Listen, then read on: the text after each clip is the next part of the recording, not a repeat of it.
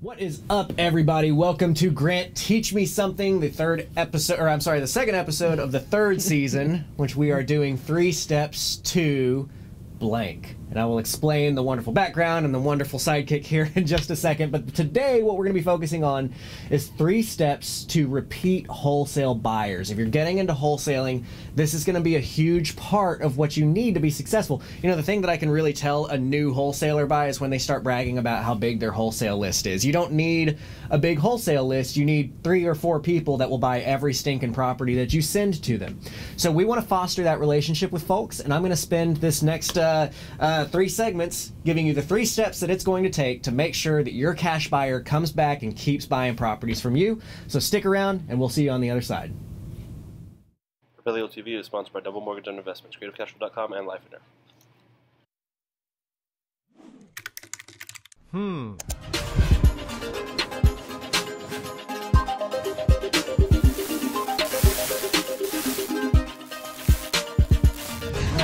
Teach me something.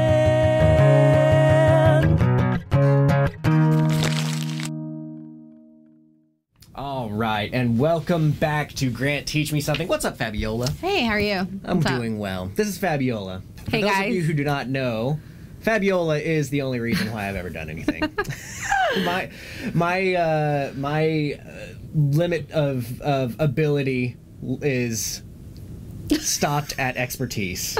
Actually getting anything done. Introduce yourself to the fine folks out here. Hi, guys. I'm Fabiola. I've been working here with Grant for, what, 1,000 years? Yeah, about 5 years now, right? Yeah, 5-6 years.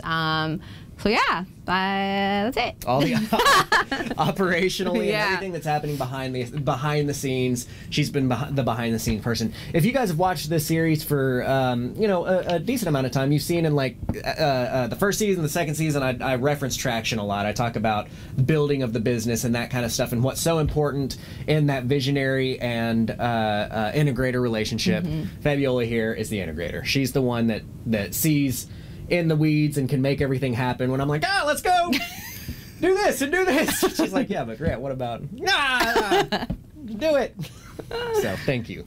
You're welcome. Introducing you guys to her, I think, is important for you guys to see again that it takes a village. You know, she's one of several people here that make things go around, but the whole reason why we are doing this is that you are watching a pre-recorded episode of Grant Teach Me Something, and we are here in the CreativeCashflow.com studios because Grant is currently in another country. Yep. So, where are you going? I'm going to Japan. Ooh, how long? Japan. How many weeks are you going to be over there? 2 weeks? For 2 weeks. Are you excited? Super excited. You Cannot pumped? wait to be unplugged. Yeah. been burning at both ends for a while. So we're pre-recording this. Today's episode, next week's episode, is going to be in this same fashion. So I look forward to that, but I will be monitoring the questions, that kind of thing, and we'll be on there. So watching this on Facebook, watching this on YouTube, go ahead and drop the questions in there because we do want to resolve those. We do want to answer them for you, and we will monitor those and get into it. So let's get straight into it. Let's talk about having that repeat wholesale buyer, because that is such an important part of this business working long term. Yeah. Can you say what that actually means? What does that mean? So if I'm like wholesaling, right, I'm going to be contracting a house for cheap, hopefully, finding somebody who's willing to buy it from me for a little bit more, okay? Now, there's a lot of people that get into the business wanting to do that because it takes low capital and you know it's attractive and and if you guys have watched me, and I'll do this series actually later on this season talking about the pros and cons of each of these types of strategies, and I've got nothing against wholesaling because wholesaling is great. Do you remember the first property that we wholesaled? Yes, I just remember us doing it, and I literally told you, why are we not doing this? It seems like it's no effort at all. It's so easy compared to what we do. I know, because we had done like 40 properties by the time that she had done her first wholesale with us, you know, and we're all long-term sub-2 kind of stuff, and like and that was still in training mode for her, and she's like, okay, so what do I do now? And I'm like, no, that's it, we just get our money. And I think we were making like $28,000 on that or something. She's like, why are we doing this every time? Like, what is it? Well, there's more to it. There's more to what's going on. So all I'm saying in that part of it is that wholesaling is a strategy that you want to have mixed into your tool belt. I've got nothing wrong with wholesaling, but I do think that if you're watching this because you're wanting to get into wholesaling, really evaluate your why. Why are you trying to get into wholesaling? Because if you're trying to get into wholesaling because you have a capital and you think that that's the only way to do business without any capital, it was 60 houses in before I had to put a single dollar out of my back pocket to buy houses. You can do other things that can build your portfolio for long-term success, for all the same reasons of why people get into wholesaling. But that's a topic for another time. Today's topic is finding that wholesale buyer. When we are going to contract, so like Fabiola, if you're my house seller and you want $50,000, but I know that Jim over here would pay $60,000 for it, contract you for $50. I'm going to market it out. I'm going to find Jim. Jim's going to give me $10,000 so that Jim still pays $60, what he's comfortable with. I get 10, you get 50, right? Yeah. Jim is what makes this whole world go around. Okay. If you don't have wholesale buyers, you don't have a wholesaling business. It's a difficult. We run into this. I mean, it's so difficult in every aspect of the business because everything is so dependent on each other. Yep. Right. Yep. I mean, you've got to have private money to take down the long-term deals, but you got to have long-term deals in the pipeline in order to get private money lined up. Yeah. Right. Similar in this way. If you want to be a wholesaler, you got to have the pipeline, you got to have the deals coming through, but you got to have the buyer. Yeah. And I'll tell you what, I mean, we get all of these wholesale emails and advertisements and all the time. I mean, our inboxes are just inundated, right? Yes, so many. And you know, like I signed up for like one wholesaler email ever. So stop stealing our email addresses. But we, you know, literally I ran for probably, do you remember when we ran and like had that girl working to run the comps on all these wholesale properties through Stone Path for it was almost a year. It was like almost 8 months that we had somebody sitting there scouring through wholesalers' emails trying to find stuff for us to buy. Okay. And the numbers were always wrong. They were always wrong. But we've got a couple of relationships with good wholesalers who we've bought multiple properties from, and to them, it's awesome because they send us a text message and say, hey, I got this deal, and then I buy it from them, right? And that's what you really want. Okay. What you really, really want. Yeah, so you just don't want the wholesalers that literally are just there wasting your time. You want your focus and your pipeline to be on those actual concrete wholesalers that have actual good deals. Exactly. So that's what that means, repeated wholesaler. Exactly. That repeat wholesale buyer. You want the buyer, the Grants of the world, the Fabiolas of the world, the people who will say, hey, thanks for sending me a good deal. Keep sending me good deals and I'll buy them from you. That's what you want. You want 3 or 4 solid people that will just buy everything that hits your list, okay? So how do you do that? Well, here's our 3 steps, right? In honor of season 3, like I said, we're doing 3 steps 2. So the 3 steps 2 is going to be step 1, which we'll talk about in this segment, of good comps. Okay. You better hit me with a good ARV. If you lie about that ARV, I'm done with you. Yeah, I think running comps just takes so long that if you're really wasting your buyer's time with running them just awful numbers, it's just they're not going to want to deal with you anymore at that point. I don't think people realize how long it takes to run a comp and to get that ARV a good ARV. Right. Yeah. Something that you're like solid comfortable with, you know? Yeah. And step 2, I forgot what I said. Do you remember what I said step 2 was going to be? Dang, no. We said right before this we were going improvising. I think that this was what I was going to say. Step 2, but is the repairs. You've got to have those repair numbers right, and that is very important. So I could lump those into 2 or into 1 if I remember what the other step 2 was going to be. Yeah. But really, these are important enough to have their own steps. And then step 3, which Fabiola is going to be able to help us out a lot on, is a smooth closing. Yes. Because you can really drop the ball in some closings, can't you? Yeah, just the communication pipeline, understanding from point A to point B to point Z, whatever that is. So yeah, I think having a smooth closing is just really, really important. Absolutely. So I remembered what my actual step 2 is. So I'm gonna combine step 1 as good numbers. Okay, good numbers meaning comps and rehab. Step 2 is only send me stuff that's actually going to work for me. Okay. That's what's really important. That's what's made these relationships with these guys like Chris and these these folks that Harold that send us multiple properties that we've bought multiple properties from. It's because they know what we want, right? And they spend the time to say, Grant's going to buy a house if it's in East Dallas or North Fort Worth, without even thinking about it, but it's got to be under $200,000, right? And if we hit these certain criteria, basically that's really it for me. Is I just want it under $200,000. Yeah, I was like, so you want a good criteria, basically, is what you're saying. Exactly. Gotcha. So send your buyers what matters to them, and as we know, I mean, shoot, my email inbox got embarrassingly behind. I had to pass it over to Jessica to kind of sift through it, and now she's going to be handling those for me. Emails they're not really the way to go anymore. We've got Facebook, we've got text messaging, that kind of stuff. So we'll get into that in segment 2. And then again, segment 3 being the good closing. So, getting the good numbers. Okay. That is so paramount. Because the quickest way for me to completely ignore anything that you ever send me is to screw me on one number. Yep. Right? Yeah. Especially if it's one of the first ones that you're sending. Now, if I get one from somebody that we've worked with for a while, and the number's a little bit off, and it's like, hey, dude, why are you saying 215? I can only comp 195, right? Gotcha. If they can have if you've got something to put on it, you know, or does I say to put on it, to justify what that number is. An explanation. That's cool.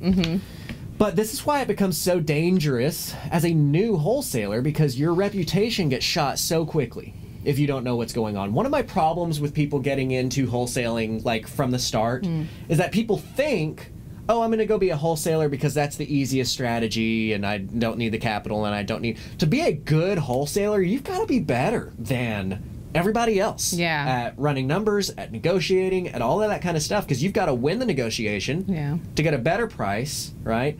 And you've got to know the right numbers so that your buyers are happy with you and all that kind of stuff. So you really have to excel at these things.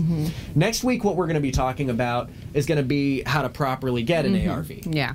We're really going to dive deeper into that. And you're running into all this kind of stuff right now because you're looking for your own house. Yeah, I'm looking for my own house. And even though I have my agent doing things for me, I'm in the background doing my own numbers as well and going back and forth as in, hey, you have this number ARV, how come? Because I'm pulling this number. And so even then, it's just really important to know how to run comps, to make sure that you're not running across major roads, to make sure you're looking in that same neighborhood. It's just very, very important to be able to know how to run comps. Right, absolutely. It's huge. So next week, stay tuned in. If you're interested in how to not screw this up and how to keep your buyers coming back from the comp side, stay tuned in. Come back next Wednesday, 11 a.m., as is every Wednesday, even when I'm in another country, and we will help you through that side. So getting those comps is super important. Now let's talk about from the generalities, though, as a wholesaler here, right? What I don't want you to do is I don't want you to send me, there's one house in there that sold for 160, so we're going to say this one should be able to sell for 165, right? Okay. We want conservative comps. We want to know that when you send me a number, that's a reasonable, like, okay, for sure, we should be able to get that. That's cool. Right? And is there a reasoning behind that? Why you want to be conservative? Is it just rehab? Is it, what's the reason why you don't want to, if this one sold for 160 and the property looks a little bit better, you want to say 165? Right. Well, it's because we want sure bets. Okay. Right. We want to know that if we're putting in this money, we should be able to get that. And so to get my attention, the first thing that loses my attention is when I see that wholesaler that wants to overinflate the comps and underinflate the rehab. Okay. Because that's rampant. That's a big problem with wholesalers, is that you get kind of the bright-eyed and bushy-tailed, like, oh, this could sell for 170, and you get really excited about the deal. It's like, oh, this could go for... But the guys that are buying these deals are grizzled and jaded enough most of the time that it's not, we don't want the bright-eyed and bushy-tailed, we want the sure bet. Yeah. Right? So be conservative about that, and if that means that you have to adjust your acquisition price, adjust your acquisition price, but you need to make sure that everybody's going to win on this. Your buyer's going to be loyal to you if they know that when you're giving them a number, it's a real number. It's not a hopeful, well, if you catch them on the right day of the week and the sun is just, they might be able to, you might be able to get 170 for this one. Yeah. So use real numbers. And again, tune in next week. We'll talk more about that side of things. And then the rehab budget. The rehab budget is tough. It really is. Yeah. I personally have never walked a rehab, but you've told me, like, line item by line item by line item. I mean, even like the trimming, just the smallest detail that you would think that you don't have to note, you need to note, because a lot of the times we've come into situations where we do a rehab where we believe it's going to be 10,000 and we end up going 2-5 more, and that's a big chunk of money that we didn't, we never have gone over on a rehab budget. That we didn't plan for. Yeah. So yeah, running a rehab, I think, is just crucial. And that's really hard. If you've never run a rehab, this is going to be honestly one of the hardest skills that you can have. Yeah. So what I'd like to do is open it up to the comments here, and if you have a formula that you're using, chime it in there. We'd like to see what formulas you guys are pushing forward for your own comps. Now, I'm going to be most interested in the formulas of those of you who are doing rehabs, and I want you to see, or I want to see if that lines up with it. Okay. Because I know a lot of folks, that's how they do it, is they say, well, if it's if it's really dilapidated and I'm going rent ready and it's in this price range, I can do this dollar per square foot. But I've never really been a big fan of that side of things. I really want you to be able to point to, why are you telling me that this rehab is what it is? And we have a rehab worksheet that I'd be willing to give out to you guys if you guys want to either drop your email in on the comments here, or if you go to creativecashflow.com, you can go to the little chat box that's in the bottom right hand corner. My chat agent, her name is Ika, and you can give her your email address. We'll make sure that you get a copy of that rehab spreadsheet, and that's what all my students use, and it's accurate. It's good, and it helps you look for what somebody like me is looking for, who's going to do that rehab, because we want to see it. We want to know, hey, does this need to be done? Does this need to be done? Does this not need to be done? More so than just being like, rent ready comps are $15,000, and we get in there and it's like, this is nowhere freaking near that. Yeah, it's just wasting my time. And honestly, that phrase right there almost annoys me, because people use. So here's two things. Here's two big things that I hope you're not doing, because we're above this. If it's a crap deal, that doesn't mean it's an owner financed deal. That's one of the big things that, I constantly see people be like, oh, owner finance deal for sale and blah, blah, blah. And it's just a crap deal. Just because it's a crap deal doesn't make it good for owner financing, okay? And just because you bought for too much and you don't have a huge rehab budget allotted does not mean you can say it's rent-ready rehab is $1,000 or, whatever you want to put. Yeah. There's a certain degree of, okay, maybe for rentals you're not going to have to put in the granite, you can put in the Formica, or just little things here and there, but for the most part a rehab's a rehab, and you need to do things the right way. So there's going to be a couple of different things that you can do, a couple of different approaches that you can take to doing a proper walkthrough of a property on the rehab. One is take the rehab sheet like I'm offering to you. Two, look through the comments, see if there's somebody in there that kind of matches up with what you're thinking. But three, if you do have a relationship, so if you tune into episode 1 from last week, season 3, episode 1, we talk about the networking side of things and being able to kind of yin-yang yourself into success, right? I have the ability to do certain things. Fabiola has the ability to do certain things. Us together, we've bought a ton of houses. That, because I'm good at the visionary side, she's good at the integrator side, that works, right? So maybe if you're good at finding the leads and you're good at doing, maybe you can partner up with a construction guy for the for the first few, an actual GC, somebody who really has experience in this. And whether it's a fee of just, hey, I'll give you some money to come out here and run me a rehab budget or go on this appointment with me or whatever, work with them on that side to try and get some experience of what they're seeing, and maybe offer them a cut of the deal or whatever that might be. But if you don't have that experience, don't act like you have that experience, right? That makes a lot of sense, yeah. Be very cautious of the fact that we can read through it. The guys who are going to buy this house, we know what a rehab costs. We know what this house is worth. You're not getting one over on anybody. Yeah. All you're doing is ruining your name and making sure that I'm never going to open up another one of your emails. Yeah. Right? So numbers, hands down, are going to be your most important key to making sure that you have that repeat buyer. Because again, it takes one bad house. I might give you 2. I've got a rule with restaurant. Do you remember my restaurant rule? Yes, that if you don't like it the first time, you'll give it a chance the second time. Yes. Yeah. Everybody has a bad day. Yeah. All the, sometimes you order the wrong thing, or the chef cooks it wrong, or whatever. But if I get it wrong, or if I go back on the second time to this restaurant and it sucks, then never again are they getting anything from me. Nothing. And it's similar on the wholesaler side now, because there's so many wholesalers.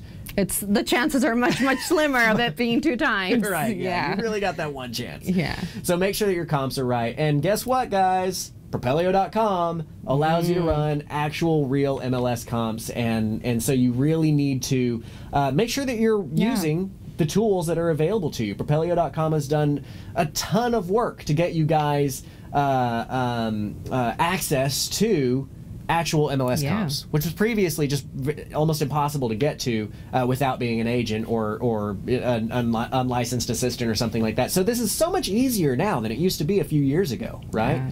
So get your numbers right. So that's segment one, right? Segment one is get your numbers right. Your ARVs can come through Propelio. We're going to go into detail next week on how to run those comps. And then as we move into, and then the rehab budget. Make sure that your rehab budget is on spot. And at least close. And if you're going to be like, so for instance with the ARV, I mentioned a second ago, if you want to push for that higher number and you've got a really good reason for it, include that in your message to the person.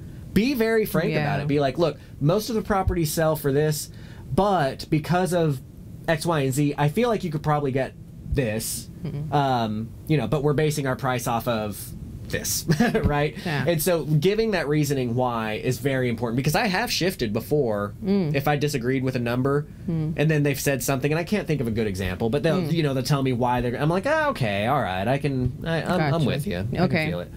So, again, get your good numbers, ARV and on rehab.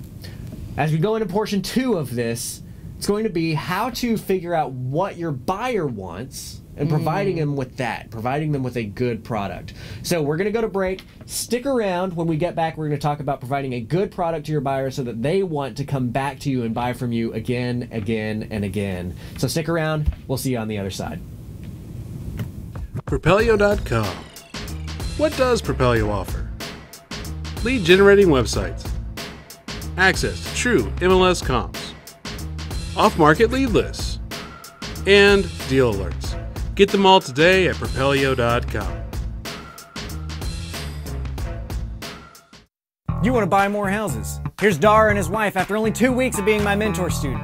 And here's Brady after paying attention to all our online videos and attending all the live Q&As. You want to buy more houses? 3 steps. Sign up at creativecashflow.com/memberships, watch all the videos, attend the live Q&As, and then send me a photo with you and your sweet, sweet new contracts. creativecashflow.com, helping you buy more houses for one low price of only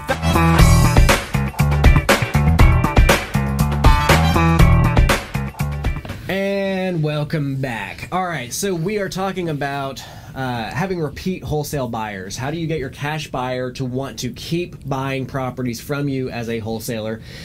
And so I feel like we have the ability to talk more. We don't do a ton of wholesaling. No, not a lot. I think we don't. Yeah, we just haven't done much. You know, basically the times that I'll wholesale is if we already have 3, 4, 5 rehabs running, and this, you know, this property could make us 20 grand if we wholesaled it out, and you know, it's like kind of specific topic or times that we will do that. So I want to be clear that I'm not really talking from the perspective of a wholesaler. I'm talking from the perspective of somebody who's buying these houses from you, right? So this should be really valuable information to you if you are a wholesaler, because I'm trying to give you an insight into why I will or will not keep buying that house from you, right? Buyer's mindset. Buyer's mindset. So we talk about, commonly in this last few weeks, we've been talking about like avatars and understanding who your consumer is, what your product is, how you can properly speak to that person. And here we go. How can you properly keep me coming back to you is to feed me information that I care about. One of the main reasons, on top of like having the wrong numbers and stuff, one of the main reasons why I'll stop paying attention to a wholesaler's emails is I'm getting these $1.2 million houses in Preston Hollow sent out constantly, or this vacant lot in the middle of the neighborhood. Just stuff that just doesn't really matter. That doesn't make sense to you. Yeah. The most common purchases that I make from wholesalers come from a text message or a DM on Facebook or something like that, where they're like, hey, I know that you like those, $200,000 houses and below over in Garland. I've got one for you. Okay. Can you go out and take a look at it? Of course, because now I know that it's catered to me. We've got something that really works. One of our recent wholesaler relationships, I told him, I was like, I will eat up every single thing that you send me that's under 200 or 250. If you get me in at 75 cents, I don't care. I'm good. I'll eat it up. And I don't get all of his deals, but I am on the first of the list of the deals that can fit in that, because it's an easy sale for him, right? One of the big advantages to feeding somebody what they want and understanding what they want is that it's so much of an easier sale for you. If you just know, like, okay, yeah, I can shoot a text message to this person and it'll be done. Yeah. The guys that you really know that are going out there and consistently selling wholesale deals and making good business out of it have that small pocket list Okay. that they're willing to just shoot that stuff over to, right? So when you're networking, you need to be taking note of what people want. What do they want to see from you? Now, we use Infusionsoft as our CRM. I wish I could recommend it more because we pay freaking $8,000 a year for it. It's really good for what it does. Yeah. But it's clunky. Yeah. And it doesn't work on mobile. Like, what the hell? Like, I know, that's really frustrating. $8,000 a year for a piece of software that doesn't work on mobile. Like, what is? What time? What year is it? What are we? Are we I feel not? like Back to the Future. What year is it? Oh wait, no, that's Jumanji, right? That's Jumanji. Oh yeah, that is Jumanji. Screen Yeah. out, what year is it? Yeah. Anyway, because that matters. But the point being is that you do want to have some sort of a semblance of a CRM, okay? Where you can keep contacts and understand kind of what each contact wants to see from you. Because as much as you would like to think that you're going to remember everybody and what they want, you just won't. Yeah. I'll meet some super important people, and I'm like, oh, I'm never going to... And then like 2 months later, I'm like, man, I wish I knew somebody who would... And I go into Infusionsoft and I type in the tag, and I'm like, oh, duh, yeah, of course, I forgot about Kelly. I met him last month at the meetup, or whatever that might be, right? So Podio is really good for this too. Now, recently, Podio has stopped being free, and they kind of trick you with how they charge. Oh, wow, really? Yeah, because they're like, it's $8 a user. Right? So you're like, oh, okay, well, that's not bad. $8 a month a user. Minimum 5 users. Oh, wow. Okay. Dude, it's $45 a month. Yeah. Can you just tell us it's $45 a month? You know what I mean? So, but that said, they've got a really good system going on there where you are able to kind of build some things out for yourself and tag names and make notes and that kind of stuff. Yeah. We do all of our project management through Podio, and it's been excellent for us. Yeah. Podio's just much better than Infusionsoft.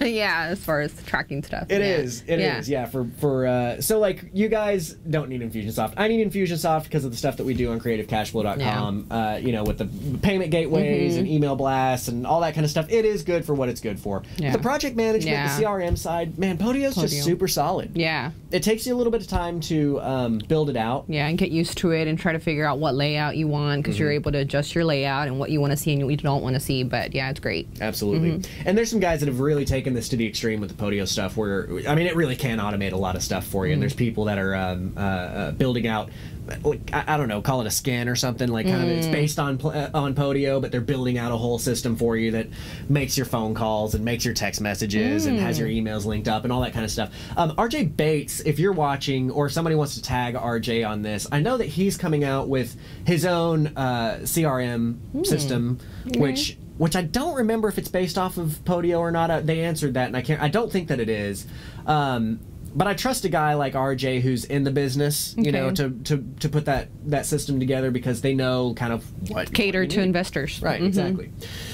So all I'm getting at is that you need to have a place where you've got your buyers centralized. Now, for those of you who may be getting started, you may not have the $45 a month to put into Podio because guess what? Everything is a freaking monthly charge. I feel bad. Yeah, everything's subscriptions. Dude. Oh my goodness, it's crazy. I miss being able to buy a piece of software and have it be mine. Excuse me, yeah. It drives me crazy these days.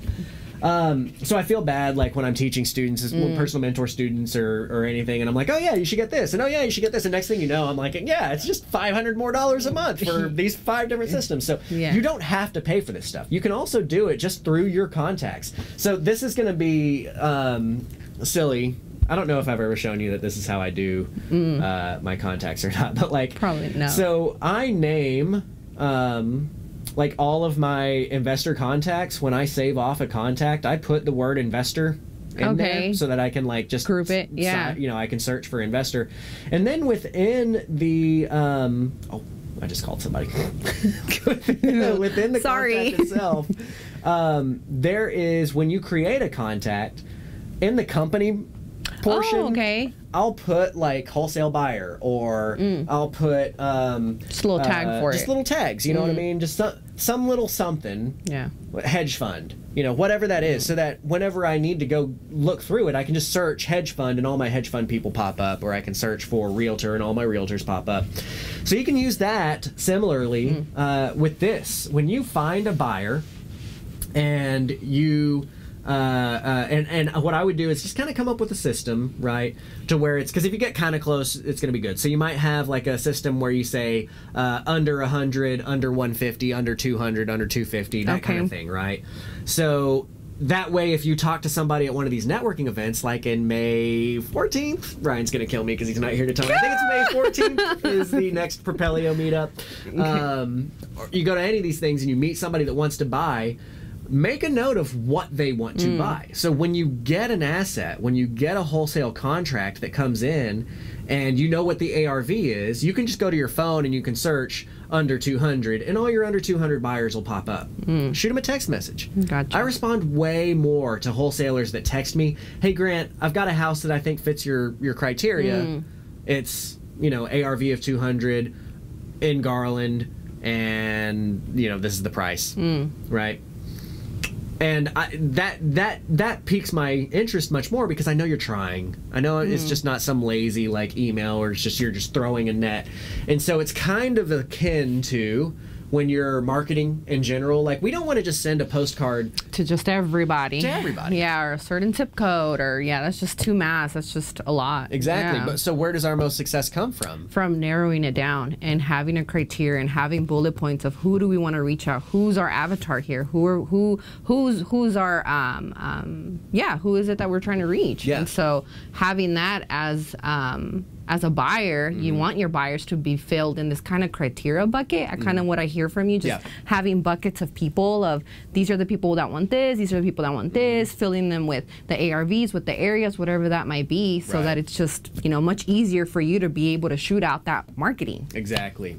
So you can do this in Excel, you can do this in your contacts like I just showed you, you can do something like this in Podio, but you want to get as detailed as you can when you're meeting people to know, like for me, I really don't care where it is. I want it under 200, ideally. I'll cap at 250, and I want 75-cent deals, and I'll eat up every freaking thing you ever give me. If it's in the DFW area for now, we might be going national soon enough, but eat up everything on my plate that comes there, right?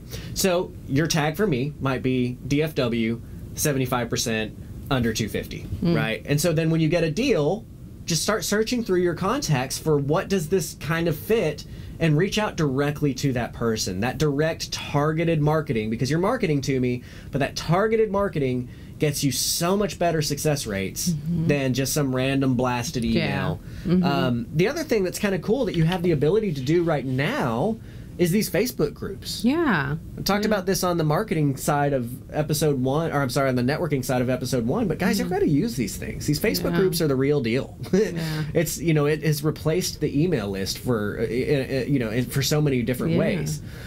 So you can put your deal out there and see who responds. I mean, that's a good way to start that conversation. But when they respond and they close, you need to build that relationship with that person. You need to keep that in your list. Right. Yeah. And make sure that you're reaching back out to them and giving them some kind of preference, right? Give them some kind of idea that you're able to move forward with them before somebody else, so that they have that ability to close for you and build that relationship. And that just makes your life so much easier in general. All right, so we're going to go to break here in a second. Again, this is a short and sweet episode. We're trying to get everything wrapped up so that I can hop on a plane. Yeah. But we've got portion 1, get your numbers right. Portion 2, targeted marketing. Know what your buyer wants. Send it to them directly so that they know what's going on. And then portion 3 is going to be a solid closing. And again, Fabiola, I'm looking forward to being able to enlighten us on how to handle those closings, because she's always done such a great job. Every closing agent we work with is like, man, your staff is freaking on it. Like, this was the best closing I've had. And so that's what you want. If you can get that from your closing agent and from your buyer, where the buyer just doesn't have to worry about stuff. They show up, they put their money together, and they get the house, and that's all that matters. That's super important. So stick around for the break. When we get back, we'll be finishing up on our step 3 of 3 steps to repeat. The most important one. All right, we'll see you on the other side. Propelio.com. What does Propelio offer? Lead generating websites, access to true MLS comps, off-market lead lists, and deal alerts. Get them all today at Propelio.com. You want to buy more houses? Here's Dar and his wife after only 2 weeks of being my mentor student. And here's Brady after paying attention to all our online videos and attending all the live Q&As. You want to buy more houses? 3 steps. Sign up at creativecashflow.com/memberships, watch all the videos, attend the live Q&As, and then send me a photo with you and your sweet, sweet new contracts. creativecashflow.com, helping you buy more houses for one low price of only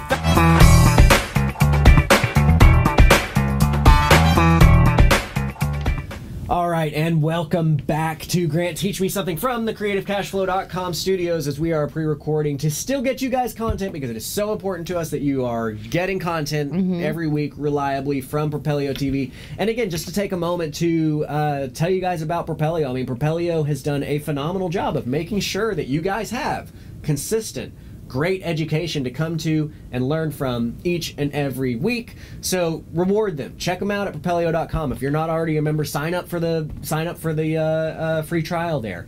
Similarly, CreativeCashflow.com. This is the Creative Cashflow Studio. You guys have talked to, or you've heard me talk about Creative Cashflow a lot. This is where we come to learn, and I do all of these things every week. I've got a Q&A every Monday night where I come here and I can draw stuff and, you know, show you screens and all that kind of fun, interesting stuff to keep you guys learned on that. So please join us. Check us out, creativecashflow.com. Okay, so closing. What? This is like the most open-ended question ever. I know. What makes a good closing? What does it not make a good closing?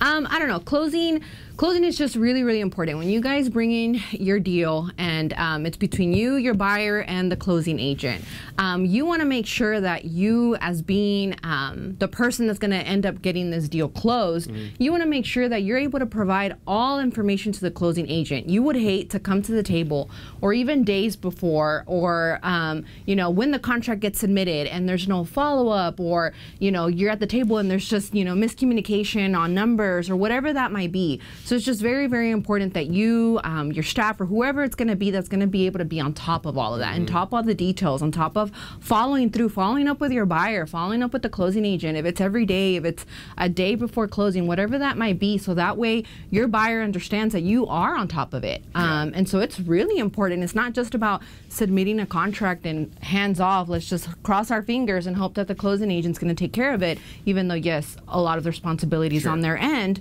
but just making sure that you're able to just pass the pipeline on a smooth, you know, in a smooth manner, so that you guys can build a relationship and that they know, hey, this person gets it done. It's smooth, quick, and that's it. They just go and pick up their check. I think one word that you said a couple of times in there is one of the big items to focus on, which is the follow-up of it. You know, this is where I suck, guys. I suck at follow-up. I suck at communication in general. Communication just really isn't my thing. Don't laugh too hard. It's just like, I mean, but it is. It's like a joke around here because of how much I suck at communication. You would think I would be good at communication because we're here. A good communicator, right? Like I am able to communicate ideas well, but dude, I'm awful at like keeping up with, and I just suck at that kind of stuff. And that is frankly one of the biggest reasons as to why I hired staff in the first place. Was I needed somebody who could keep following up with the banks, I needed somebody who could keep following up with the insurance companies and that kind of stuff. And then she's blossomed into, because this is my first hire, blossomed into basically running the whole company, right? We've got more staff now that handle some of those other things to replace that. But what I'm getting at is that follow-up is so important that you have to find a way to make it happen. Even if it's not you, you have to find a way to make it happen. And so, again, we talk about partnerships. And 2 weeks from now, back when I'm in the studio, we are going to be talking about 3 steps to a successful partnership, a successful business partnership. Next week will be 3 steps to a good ARV. The week after that is going to be 3 steps to a successful partnership. And but that's one of those big things, is that you have to find, if it is a weakness of yours, and it is something that is needed for this thing to work, it's got to be done. And if that means giving up part of your deal to do it, it means giving up part of your deal to do it. Because we see things happen where, you know, not only, and I also want to talk about the detailed look through the HUDs and that kind of stuff, because of the errors that you'll find inside of that.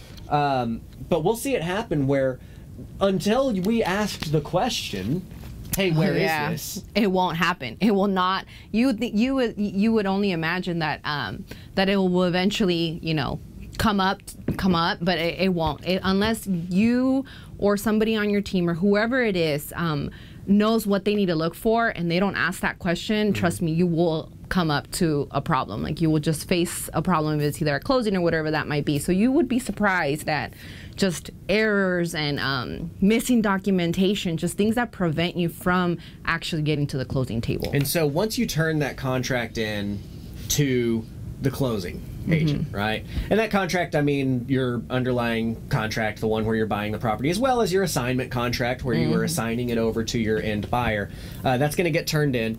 Communicate with your end buyer, the cash buyer. Hey, this has been turned into title. This is kind of where we're at, and call.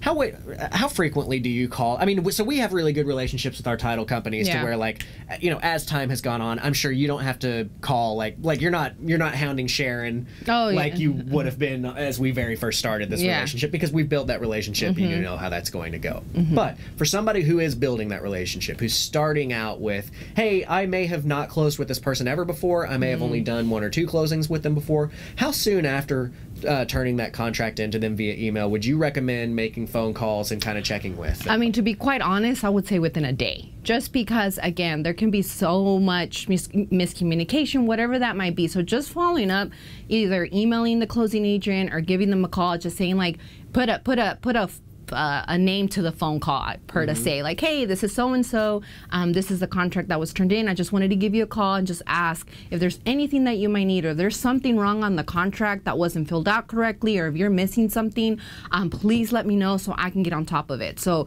just making that connection, I think it's very, very important from the very, very beginning. You don't want, 2 days before closing, calling the closing.